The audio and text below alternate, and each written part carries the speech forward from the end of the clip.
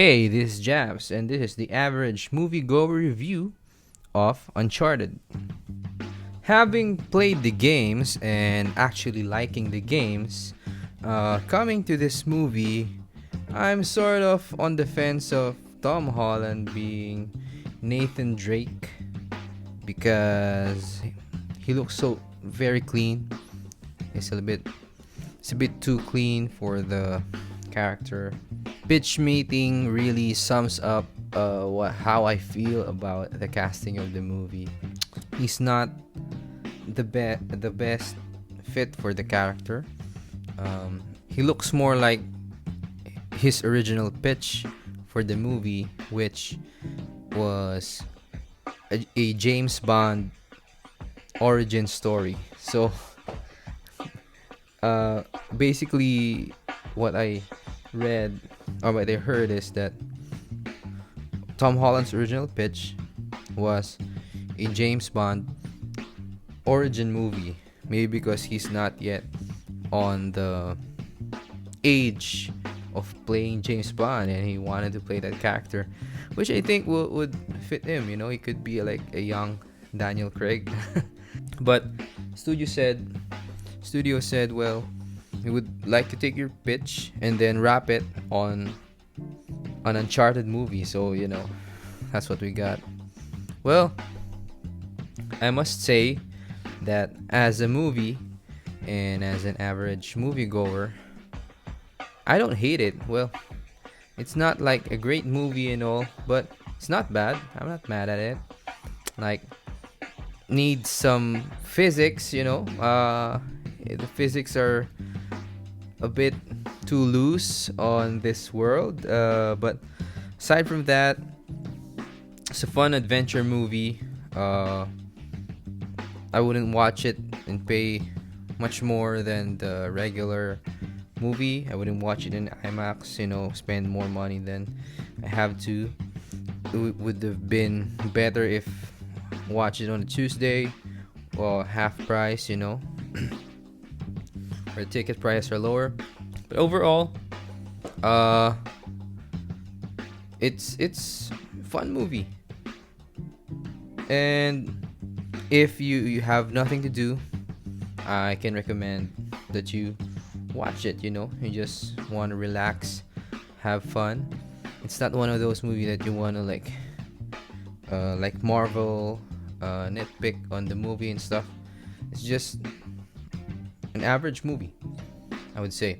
Now I want to talk about the effects of the movie and some of the action set pieces that they did in the movie, especially the opening scene on the plane where Tom was falling.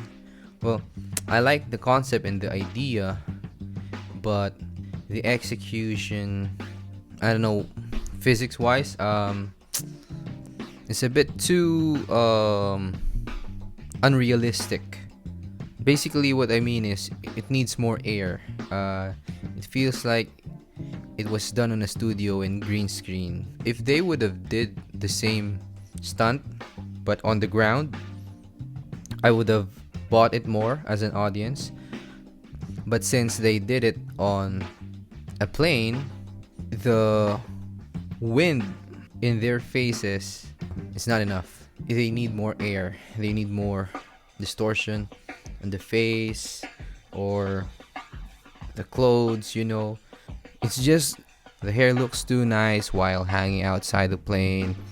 It just doesn't make sense visually, when you look at something and that something's wrong, but you couldn't really explain all the details why it's wrong.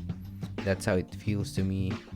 That kind of took away the suspension of disbelief, or maybe Tom Cruise has just spoiled us too much, because ever since he did that hanging by the side of a plane in Mission Impossible, I now know what actually being outside the plane looks like. I want to talk about the storyline. Well, as I said, it's not bad.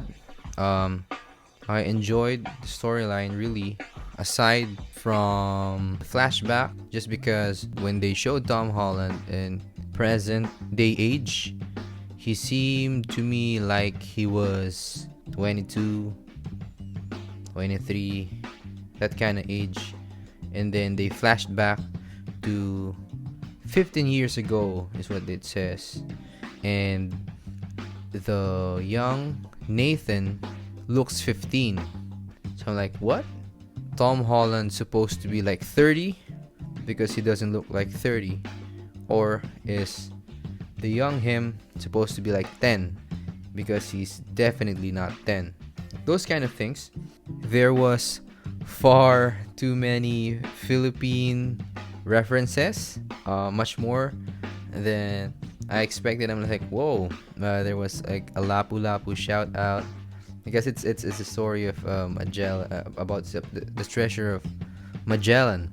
And having been from the Philippines, we know a lot about that history and about Magellan and all those stuff, and how he went to the Philippines, how he never came back, which is, I already know.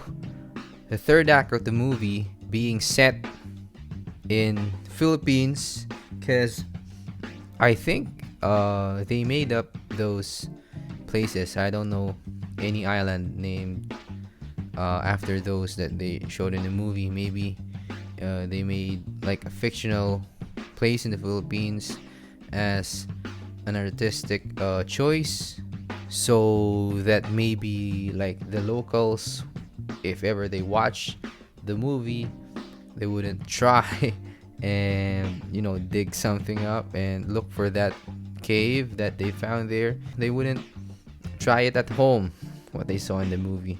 Maybe that's the reasoning for making up a place in the Philippines. Now, I like Tom and Mark Wahlberg's chemistry in the movie. They seem like they are having fun. The lead girl that they have, my friends say that she really looks the part. She's the only one that was perfectly casted among them. Regarding the treasure, though, there's like legends about that passed down to us, by uncles and whatnot. But that's another story for another day. Now, regarding the plot, I just feel like Antonio Banderas' character death doesn't make sense. And like, it's just like, oh, he's dead, and then let's just move on. And now the main villain is the lady, for some reason.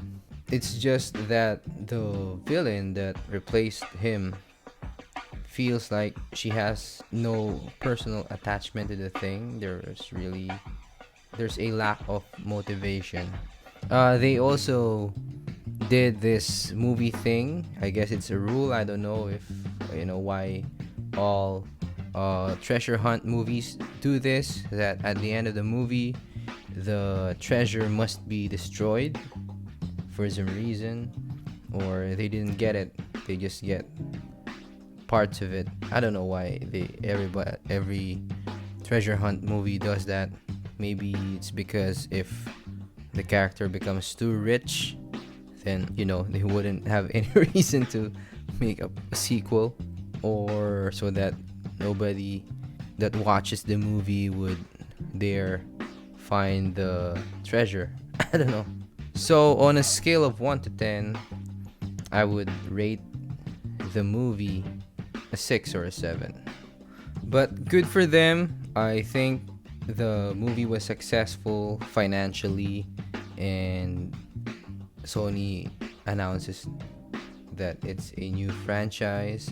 I hope for the best, and I'm going to watch the second movie when it comes out.